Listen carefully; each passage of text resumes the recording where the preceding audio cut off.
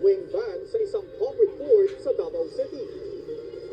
Apat na astronaut na sakay ng Artemis 2 matagumpay na nakabalik sa mundo sa pagbabalik ng TV Patrol Weekend. Natili pong malayo sa ating bansa ang bagyo at walang inaasahang magiging epekto sa panahon sa atin. Ang high pressure area po sa may hilagang bahagi ng Philippine Sea ang humaharang sa bagyo at nagbibigay din ng mainit na panahon dito sa hilagang bahagi ng Luzon.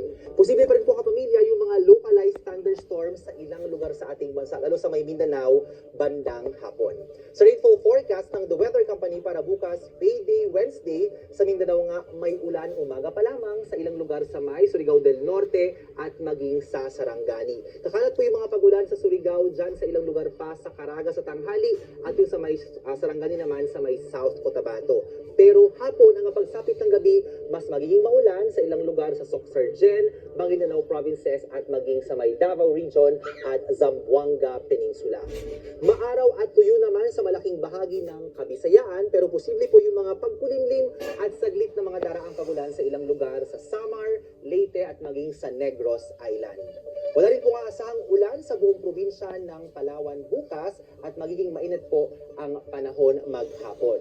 Dako naman tayo sa Luzon, posible rin po yung mga daraang saglit na ulan sa ilang bahagi ng Kabikulan at maging sa Quezon Province. Yan po ay maghapon. Di naman tuloy-tuloy yan, mga dadaan lamang yan sa umaga, tanghali at hapon. Pagsapit naman ng hapon, may kaunting ulang aasahan sa may Abra at Ilocos Sur at hapon ang pagsapit ng gabi, posible po yung pag-ulan dito sa bahagi ng Pangasinan. Tayo naman sa Metro Manila, sabi ng Pag-asa, posibleng umabot sa 38 degrees Celsius ang damang init. Maghapon pa rin pong mainit, pwede yung pagkulimlim ng kalangitan, pero hanggang pagsapit ng gabi, wala pong aasahang pag-ulan.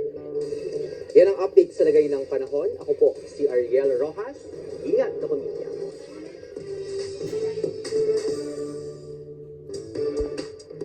Gretchen, anong may sina Jason D, Jar Lubase, Alexei Lakad, Dia Mate, Akira Morishita, at Lufa May Quinto.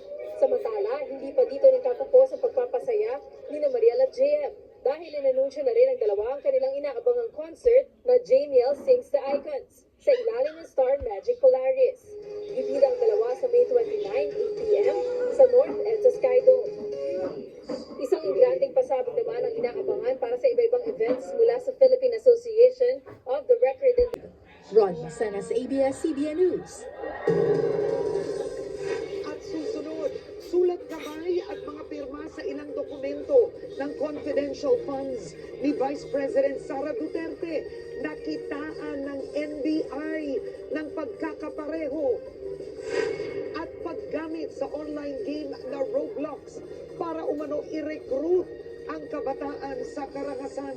Idinetalye sa pagdinig sa Senado. Tuloy-tuloy pa rin ang ating pagbabalita sa Julian Ezri Mitra, o mas kilala na ngayon bilang DNA sa kanilang performance ng bagong kanta, isang milestone sa kanilang umuusbong na karera sa P-pop scene. Hindi lang bagong kanta ang handog ng DNA dahil pinasaya rin nila ang mga tagahanga sa kanilang mga hit music tulad ng Don't Ask Me Why at Bingo. Gino Krishnan, ABS-CBN News. Angat ang ngayon, mga kapwa-artista at industry professionals na din ang buboto sa mga Ulama. Hoy! Abangan ang iba pang mga nagbabagang balita sa pagbabalik ng